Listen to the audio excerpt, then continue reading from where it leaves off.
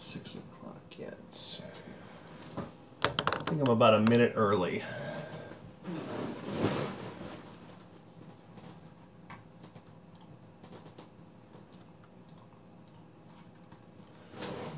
Alright, well I'm going to get started anyway. Hello everybody. It's been a while since I decided to do one of these live chats. The last time I tried to do one was at the POCI show in Texas.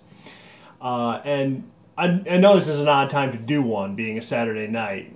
Unfortunately, my life is such that I don't have a whole lot of free time, so I thought I would just try to do one tonight. And if you watch it later, that's great too. I thought I would just see how this would go. So the reason I decided to do one tonight is if you haven't heard by now, Motor Trend, and by association the entire period of shows that they do, Roadkill and Engine Masters and Dirt Every Day and all that stuff, they decided to leave YouTube behind and they're going to start their own separate website and put all their shows on there. And there has been a lot of anger I've seen on the internet in the past few days from fans of predominantly Roadkill, because Roadkill is what started the whole thing. And the other shows wouldn't exist or even have a forum if it weren't for Roadkill. Those guys started it all. So the anger has mostly been taken out on them, and I've thought a lot about it in the last 24 hours, and at first I was upset too because I was one of the first people to start watching Roadkill. I think I hopped in around episode 11 and started watching it, and I told everybody about it, and I met the guys, and I put the sticker on my car, and I just try to let everyone know about the show because it is a great show. And then they just up and left, and I thought, well, maybe some of the criticism that's being leveled against them is unfair. So in a way I kind of feel bad for them and kind of want to defend them, even though I'm on YouTube myself and I'm in a format where I'm putting a show out there. And just recently I started monetizing my episodes, more just to make the show better because I only have so much camera equipment and I don't have a whole lot of money to spend on extra stuff like better cameras and better microphones and things. So I thought, well, if I monetize the videos, that can help me achieve those goals. I think to date I've made like $14 or $15, so it's going to take a while. But one of the biggest criticisms being leveled at them is that this is a money grab. And I don't agree with that. The reason I don't agree with that is because if it was a money grab, they would keep putting the shows on YouTube. Because as many views as they get and as many subscribers as they have, they would continue to make money on YouTube as well. And I think that's why you see that the original shows that they have done are still on YouTube and they're not coming down. I think they worked out a deal with Velocity. And if you don't know what Velocity is, it's a channel that if you pay enough money for with your cable company, you can get it's all programming about motorsports and cars and stuff. However, the parent company is Discovery for Velocity, and the parent company of Discovery is Universal Networks. So now the concern is that the whole Motor Trend franchise is under corporate oversight, and bad things can happen as a result of that. And I think that's what's driving the shows being taken off of YouTube. Freiberger himself said that the shows aren't going to be put on YouTube anymore, and I have no reason to think he's lying about that. So I tend to agree with him on that or believe him when he says that. I think it's really Velocity stepping in and saying, well, we don't want to share our revenues with YouTube, and we don't care if these guys make more money themselves by having the shows on YouTube, so we're just not going to let them put the new ones on YouTube. And the reason I think that is because if you look at Jay Leno's Garage, he has his own website too, and they put all the shows on his own website, but they also still put them on YouTube as well, because they are monetized on YouTube, they are making ad revenue off it, so if you can make money off of the same content in two places, why not do it? Finnegan himself also has a side show that he does called Finnegan's Garage, and that didn't get moved over to Velocity. That's staying on YouTube, and it's monetized, so he makes money off of that. So if this was really a money grab by those guys, I don't think you would see that stuff happening. So I don't think this is their doing. I think it's Velocity's doing. And I don't think the right question to ask is this a money grab? I think the right question to ask is this ultimately going to be a mistake for them, because now they are under the world of corporate oversight. This is something that if you watch the early episodes, they derided and they loved their place on the internet because it gave them the freedom to do what they want, and more importantly, they had control over the content. Now they're being funded by corporate television and corporate entertainment. And corporate entertainment's biggest concern is not to produce the best quality show. Corporate entertainment's biggest concern is to generate revenue. And the way they generate revenue is by getting sponsors to pay money to advertise on the shows, which is exactly why if you go on the new Motor Trend website and you aren't paying the $5 a month to subscribe, you can watch the shows, but you have to watch them 2 months after they came out, and you have to watch them with ads. If you use an ad blocker, you can't watch them. So that's why I'm concerned about what this is going to do to not just Roadkill, but Engine Masters and the other shows, because corporate America and Velocity themselves, they made a huge investment to make all this happen. So they're going to expect a return on that investment. And if they don't get it, they're going to want to see changes made. So the example I could give is, say the guys release an episode that they thought was a really cool idea, but a lot of people didn't watch it. And people watched the previous show a lot more. So the exec at Velocity might come along to them and say, well, you know, this episode didn't do very well with the demographics we're trying to hit. We would suggest you don't do another show like this. And that's probably how it'll start. A suggestion will start, and then maybe over time that suggestion becomes an insistence that things get done this way. And then maybe over time, the insistence becomes, this is the way you're going to do it, because we are financing you and we want to see things done our way.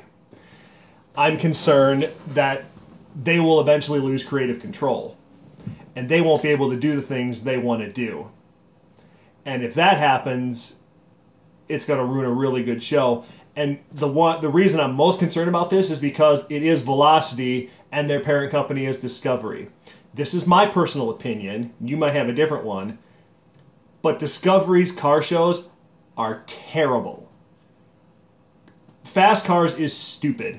And the Street Outlaws show, the thing, anybody who watches reality TV, and I don't care what the genre is,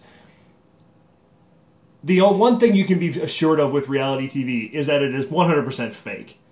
Everything is scripted, everything is staged, everything is set up a very specific way. When they talk to the camera and give their little personal interviews, that's all set up beforehand. What they're going to say is set up beforehand. It's not genuine.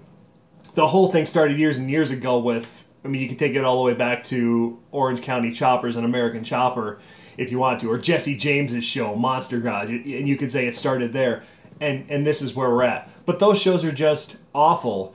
But the reason that they're still on the air is because enough people watch them and they get the sponsor money. If the sponsors wouldn't finance the shows, they wouldn't be on the air. So what they do is they don't want to make the best show. They want to make the show that has the right formula to get enough eyeballs watching to convince sponsors that they should be investing to get ad time and do that show. And I'm really concerned that's what's going to ruin Roadkill, because the one thing that was cool about Roadkill is how genuine it was. It was just two guys goofing around and fixing things on the fly and not spending a lot of money. If you go back and watch the first episode, what a great idea. If you had 5 days of vacation and $1,500 between the two of you, and you flew somewhere and you bought a car and you drove it home, would that be a good adventure? And that was such a cool idea. And there's been times I thought about calling one of my friends and said, hey, let's fly somewhere. Let's buy a car. Let's bring it home. It's such a cool idea.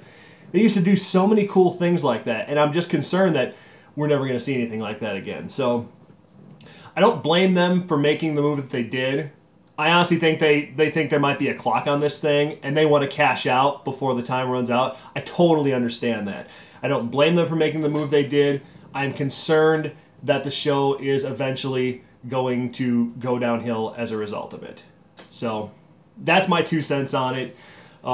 Thank you for letting me rant on it a little bit. It's because I love the show so much. It kind of bothers me that they've gone this direction.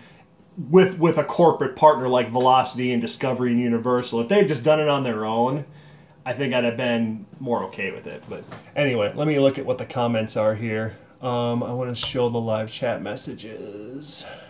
Let's see, where are they? Why am I not seeing them? Oh, here we go. What do you think will happen to the value of 06 GTOs, 04, 06 GTOs over time? They're going to go down. It's the 04s especially, because they're so different to the 05s and 06s. I know they don't look it on the surface, but they are. The brakes are smaller. Drivetrain components are weaker. They've got the LS1. They are a much different car underneath, and they were classified as such in Australia. I mean, if you have an 04 Monaro in Australia, it's listed as a VX Monaro, and the 05s and 06s are listed as VZ Monaros. The platform does have changes, going to the electronic throttle, the E40 PCM, adding things inside that they didn't have initially, like the door lock button and the lighted up steering wheel controls, going to a dual exhaust system, repositioning the fuel tank, things like that will, I think, make the 05s and 06s in the long run worth more. I think we're going to see that turning point, though, where they are going to start to go up in value, just because we're seeing so many more that are getting parted out and taken off the road. So if you think about it, over 3 years they imported just under 41,000. If you were a betting man, you could safely say there's less than 30,000 left. As many as I've seen parted out lately, we could be down to less than 25,000 left, which there were more G8s produced in 2 years than that. And I'd be willing to bet there are just as many G8s on the road. But that's because those cars are a different kind of car, and more people bought them just as a sporty get-around than a performance car like a GTO. I hope they go up in value, but time and the exchanging of hands, I mean, you're always going to find those rare examples. Somebody kept it in their garage and it's only got 10,000 miles on it and they haven't touched it, or the mods were done by a professional shop and there's documentation to prove it. Those ones will always have their value. But on the whole, I'd love to think they're going to go up in value, but I just don't know. Just because so many people buy them now just for the parts, are they going to have the opportunity to go up in value? Guys buy them now, perfectly good running examples, just to part it up. I made that observation a few months ago when somebody told me that there was this car show, again I think on Velocity. Some guy in England wanted a old 60s Ford Thunderbird, but he wanted it resto modded. He wanted a modern engine and transmission and suspension in it. So they went and bought an 05 GTO that was a perfectly good running and driving car, and they gutted it. Ripped out the engine, the transmission, the rear cradle, the front cradle, stuck that all in the Thunderbird. So that customer got what he wanted, but they took a perfectly good running and driving GTO off the road. And I think that's such a shame. But unfortunately, that's what people are doing. It's an easy way to get an LS motor. It's an easy way to get a transmission that's got the long tail housing on it, so you can put it in a lot of classic cars and custom cars. It's even longer than the F-body tail housing, so you can really put it in a lot of different stuff. So in that regard, the automatics and the manuals are worth a lot more out of the GTOs, just because you have so many more options with them. So it's a tough question to answer. I really hope that's not what happens, but we'll see over time. Let's see if there are any other questions here. What's up, Josh? Hey, Ezekiel, how's it going? So, if you guys haven't watched the Autocross episode yet, that one was a lot of fun, and I'm definitely going to do it again. It's funny because I used to do it so much with my Grand Prix, and I loved it, but then you get away from it for 10 years, and then you come back to it, and it's like, wow, this is so much fun. Why did I ever stop doing it? And I'm definitely going to do it again. There is something about that platform that you don't have to do a whole lot to it to make it handle very well and go around corners. I mean, my mods are simple. Just front coilovers, heavy-duty rear springs, and then the coilovers come with the front adjustable shocks, and then I bought a set of Conies. I think they were $300, and then just doing poly all around. I mean, that's really all I've done. I haven't done subframe connectors. I haven't done any crazy stuff with like the independent coilover rear suspension. I don't even have the hair-up cover. And the car handles really good. It's a good platform to make a race car or an autocross car out of. You just got to put a little time into it. It's just from the factory, they made them so soft and compliant so that people would enjoy driving them on the road. But you can tweak them up and still make them handle just as good on the road. I love driving my car on the road. That's why I don't go any farther with it, because I don't want to ruin it as a road car. I did see another question come in here. Love your channel. What would your thoughts of selling my '01 Trans Am for an '05 or '6 GTO? I love both cars, but the GTO has such a soft spot in my heart. Well, thank you for your question, car guy. That's a tricky one. If it's a WS6, that'd be even trickier, especially if it's in a rare color. Because I've got a friend who's got an 02 that's a WS6, and he loves that car. He's only put 3,200 miles on it, and it's trick. And they are cool cars. I understand there's some sentimental attachment there because they were the last American-built Pontiac that was a performance machine. They are cool, but I guess it depends. Do you enjoy looking at your car or do you enjoy driving your car? Because if you enjoy looking at your car, I can't deny that a WS6 Firebird Trans Am looks a lot better than a GTO. But if you enjoy driving your car, the GTO is a better built machine. The F-bodies were not that much changed from 1971 to 2002 underneath. Cosmetically, they changed a ton. Engines changed, transmissions changed, but this overall suspension underneath didn't really change a whole lot. So they can be great in a straight line, and if you stick enough money to them, they can be okay going around corners, and they can be okay doing autocross stuff too. But if you go to a track day and you want to really attack a track and put your wheels up on an apex, it just isn't going to happen as well as it would with a car with independent rear suspension. A stick axle, you put your inside rear tire up on an apex and you're just going to go right off the track. So that's where independent rear suspension comes into its own, and it does make for a much more interesting driving experience. I mean, in a perfect world, you'd have both, but if you had to sell one to get the other, I think the experience of owning one would make it worth having one just for a while. Because if you said, well, I'll have it for a few years, but I really love that Trans Am, you will be able to go back and get those, because guys do hang on to the Trans Ams and keep them in good shape because they are the last performance Pontiac. There's a big thing that goes on in the Pontiac community between the old guys and the new guys, and that big thing is the cars that were produced at the end, the Solstice, the GTO, the G8, they don't consider those to be real Pontiacs because they weren't built in this country, or the designs didn't come from this country, or they don't have Pontiac motors in them. It's a big problem in the community. There's this division.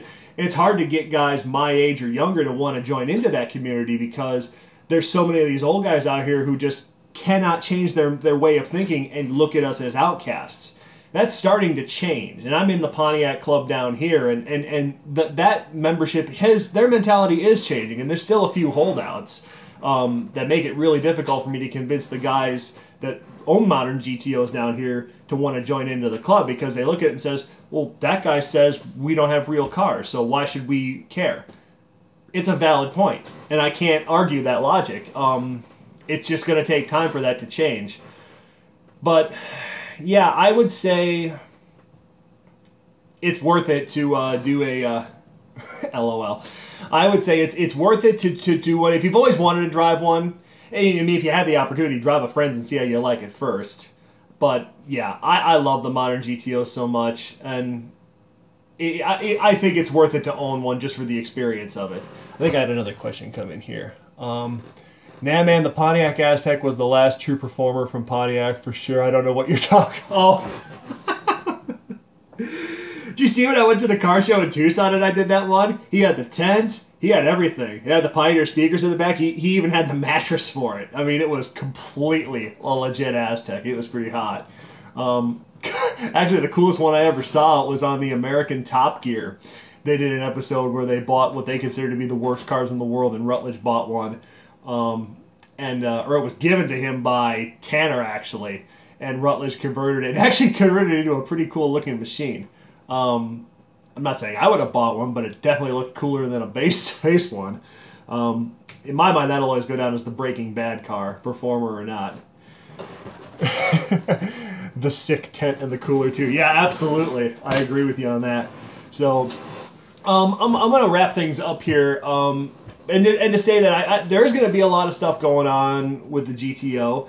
I'm going to this car show tomorrow. It's a Buick Olds Pontiac car show, but I'm not going to film this one. I will do some updates on Instagram if I see some cool stuff there.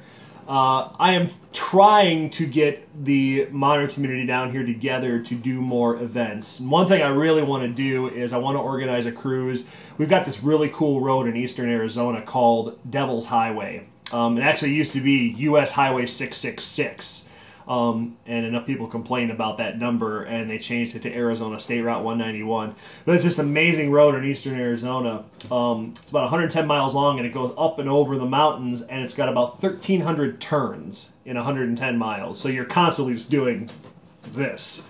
So that would be an awesome thing. I want to film that, and I think that would be a really cool thing to do. I've got the autocross bug now, so I want to do more autocross stuff, but I want to get the suspension modified so I can do better. I want to get some negative camber in the front wheels, because it really irks me that I couldn't beat those Dodges. Even though they had really low stiff suspensions and 20-inch wheels with 200 tread wear tires, I couldn't beat them, and that irks me, because I just hate those big, heavy Dodges so much. It's such a bad design. That has not really been changed. Mopar, love mine. Well, they are better looking. I will give it that. They are great looking cars. But yeah, they are kind of battleshipy, and they are based on a Mercedes platform that's 20 years old. So, you know, take what you can get. And I've got some friends out here that've got some really amazing Pontiacs that I'd love to do. I've got one friend that's got a G8 GXP, and he's like the guru tuner down here. He knows his stuff. He put an LSA blower on it, runs on E85, and it's the fastest manual GXP in the world. He ran like 1042 at a $138. Absolutely screaming. I'd love to do a review on his car. And I've got another friend, and Nick, the episode we did the oil change on, we got to get his car back up and running. He had some yellow Terra rockers in the top end, and one of them broke right where the push rod engages it. So we're going to change it out and do some much better push rods in there that aren't going to break, and get his car back up and running. Do you like autocross or regular tracking better? I love the thrill of going fast on a track. Track days are awesome for that. And Road America is, of course, the ultimate of that, because that's the fastest track you'll ever drive on. So that was a lot of fun. Because back in the day when I had the Grand Prix, I did do autocross, but it was called high-speed autocross, because what you were doing is one lap of an actual road course, and that was autocrossing, rather than having a parking lot with cones set up. Both are fun, and I have done both. But I do derive more of a thrill out of a proper track day. Actually, one of the things I do want to do this year is go to Laguna Seca with the GTO, because I want to tackle the corkscrew with the car. I think that would be insane. I spent so many hours playing Gran Turismo 3 and 4, driving cars around Laguna Seca. To do it for real would be amazing, so I'm hoping I can do that at some point. One more question popped up here I'm going to answer. That's good with me, man. My 4,000-pound SRT8 with the 3 can rip on some. Yeah, yeah, that's always true. Oh, I thought I had one more question. I guess I don't. Well, I'm going to wrap it up here, but, you know, thank you guys so much for hopping on tonight and asking me questions and allowing me to vent a little bit about the Roadkill thing. I know it's not everybody's cup of tea, and I mean, if you haven't seen the show, go back and watch the old episodes, because they are awesome. It's an amazing show. So this has been fun, and maybe I'll do more of these in the future, maybe at a more appropriate time than on a Saturday night when everyone's out having fun, if I can ever get some free time on my own. So thanks everyone for watching, and see y'all another day.